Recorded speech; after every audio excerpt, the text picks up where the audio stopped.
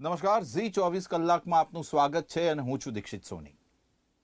આજે શીર્ષ સંવાદમાં આપણે એક એવા વ્યક્તિત્વ સાથે વાત કરવા જઈ રહ્યા છે જે ધીર છે, ગંભીર છે અને સાથે સાથે એક સુજ્ઞ રણનીતિકાર પણ છે. જી હા, હું વાત કરી રહ્યો છું ભારતીય જનતા પાર્ટીના નવનિયુક્ત અધ્યક્ષ જગદીશભાઈ વિશ્વકર્માની. જગદીશભાઈના માથે એક મોટી જવાબદારી છે અને પડકારો ઘણા છે.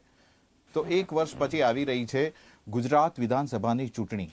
આ બંને પડકારોને જગદીશભાઈ વિશ્વકર્મા કેવી રીતે ડીલ કરવા જઈ રહ્યા છે એ અંગે વાત કરીશું આપણે જગદીશભાઈ સાથે. જગદીશભાઈ, આપનું ખૂબ ખૂબ સ્વાગત છે. અને આમ તો તમારા નામમાં જ વિશ્વકર્મા છે અને તમે તમારી નવી ટીમ તૈયાર કરી લીધેલી છે.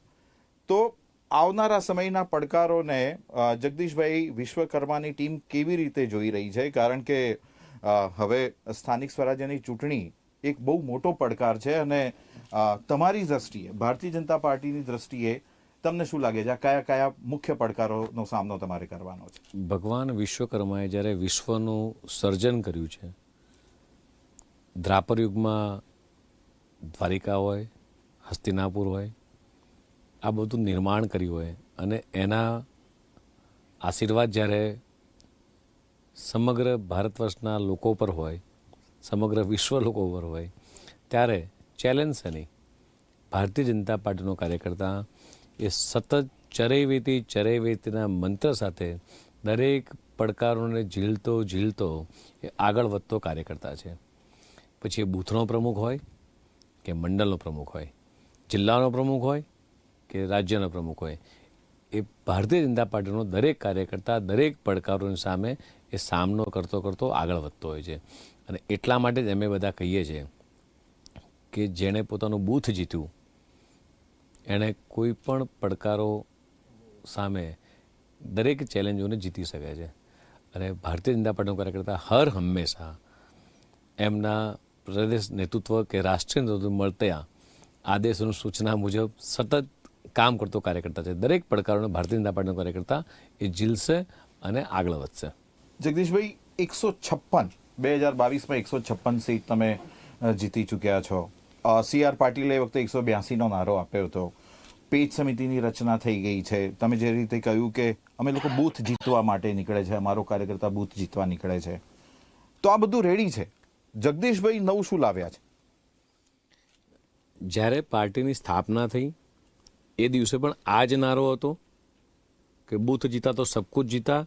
અને આજે 2026માં બેઠા છીએ ત્યારે આજે એ જ કહું છું કે બૂથ જીતા તો સબ કુછ જીતા. એટલે અમે ગુજરાતના 50,000 બૂથમાં ચૂંટણી લડી રહ્યા છીએ. જી. 10,000 ઉમેદવારો પૂરતી ચૂંટણી છે એવું નહીં. જી. ભારતીય જનતા પાર્ટીનો દરેક કાર્યકર્તા એ બૂથ સમિતિનો સદસ્ય હોય, મંડળનો સદસ્ય હોય કે શક્તિકેન્દ્રનો ઇન્ચાર્જ હોય, એ દરેક કાર્યકર્તા પોતાના બૂથમાં ચૂંટણી લડે છે.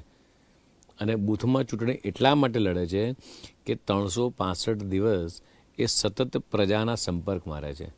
અને એમનું સંપર્કનું માધ્યમ છે સેવા. જી. સંપર્કનું માધ્યમ છે સમર્પણ. જી.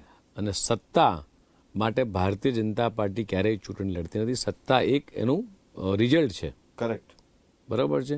એટલે ભારતીય જનતા પાર્ટી ઓલવેઝ તૈયાર હોય છે દરેક પડકારો સામે, દરેક ચેલેન્જો સામે. અને આ કાર્યકર્તા હર હંમેશા, જે માન્ય ભૂતકાળમાં પણ મારી પહેલાંના પ્રદેશ અધ્યક્ષ હતા, જે પડકારોનો સામનો એમને કરવો પડ્યો હશે, આજે સ્થિતિ એવી છે કે દેશના યશસ્વી પ્રધાનમંત્રી માન્ય મોદી સાહેબે જે વિકાસની રાજનીતિની ભેટ માત્ર ગુજરાતને આપી છે એમ નહીં, દેશને પણ આપી છે. એવી જ રીતે આ વિકાસની રાજનીતિ એ ગુજરાતના મુખ્યમંત્રી માન્ય ભૂપેન્દ્ર પટેલ પણ એ જ પગલે ચાલી અને સતત ગુજરાતની પ્રજાનો વિકાસ, છેવાડાના માનવીની ચિંતા, અંત્યોદયની વાત, આ જ વાત લઈ અને ભારતીય જનતા પાર્ટીનો કાર્યકર્તા બૂથમાં જતો હોય છે. એટલે આ એ જ નેટવર્ક જેણે 156 સીટની ટાર્ગેટ હાંસિલ કર્યો હતો, 3 વખત એટલે 2 વખત 26 લોકસભા હાંસલ કરી છે, 1 વખત 25 લોકસભા હાંસલ કરી છે, એ જ કાર્યકર્તા એ જ જુસ્સા સાથે આ વખતે પણ સ્થાનિક સ્વરાજની ચૂંટણીમાં નીચે ઉતરવાનો છે. જગદીશભાઈ પ્રેશર ફીલ કરી રહ્યા છે, કારણ કે જે માપદંડો આગળના પ્રમુખે સેટ કરેલા છે એ માપદંડોના અનુસંધાનમાં એનાથી જગદીશભાઈએ અને એમની ટીમે આગળ વધવાનું છે, એનાથી 156થી આગળ જવાનું છે કે સ્થાનિક સ્વરાજ્યની ચૂંટણીમાં વધારે સારું રિઝલ્ટ લાવવાનું છે. Are you in pressure?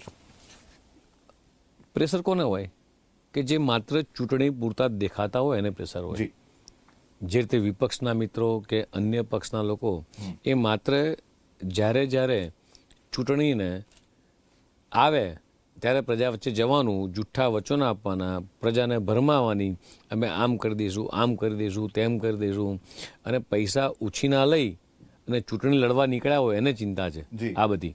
જી, સમજો કે પંજાબના રૂપિયા અહીંયા વાપરવા આવ્યા હોય એને ચિંતા છે કે પંજાબના રૂપિયા ખોઈશું અને ગુજરાતની પ્રજા મત નથી આપવાની. બરાબર છે. પ્રેશર એ લોકોને છે. ગુજરાતની જનતાએ છેલ્લા 30 વર્ષથી જન સમર્થન ભારતીય જનતા પાર્ટીને આપ્યું છે. દેશના યશસ્વી પ્રધાનમંત્રી માનનીય મોદી સાહેબ પર એમને સંપૂર્ણ ભરોસો છે.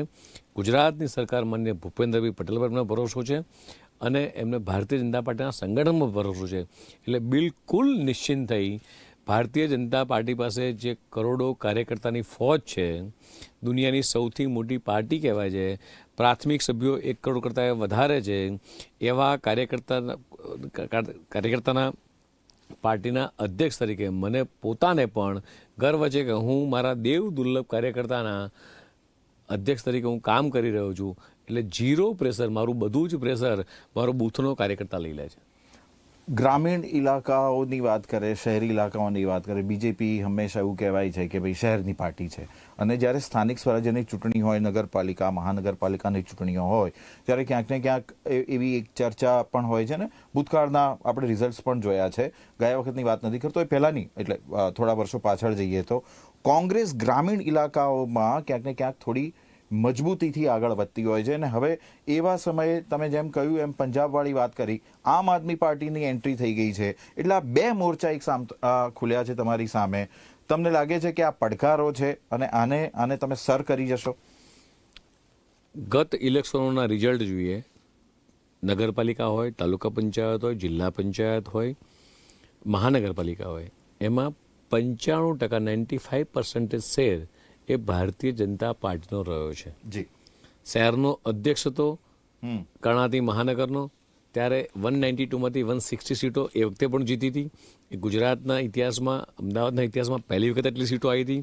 અને ત્યારે 95% શેર સાથે ભારતીય જનતા પાર્ટીનો ગ્રામીણ ઇલાકામાં પણ દરેક જગ્યાએ સારામાં સારો વિજય થયો છે. એ પછી ટ્રાઇબલ બેલ્ટ હોય, એ ગ્રામીણ વિસ્તાર હોય કે શહેરી વિસ્તાર હોય, આ બધી જ જગ્યાએ માનનીય ભૂપેન્દ્રભાઈની સરકારે દરેક જગ્યાએ એક સરખો વિકાસ કર્યો છે. ગામડા હોય તો ખેડૂતો માટેની એટલી સરકારી યોજનાઓ, મહિલા હોય, પશુપાલક હોય, આ બધા જ માટે.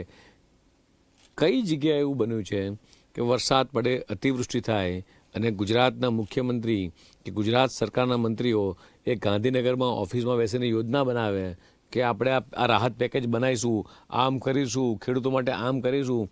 આજ ભારતીય જનતા પાર્ટીની સરકાર, માનનીય ભૂપેન્દ્રભાઈ પટેલની સરકાર, આખી ટીમ અતિવૃષ્ટિના બીજા દિવસે એ ખેડૂતોની વચ્ચે હતી, પાણીની વચ્ચે હતી.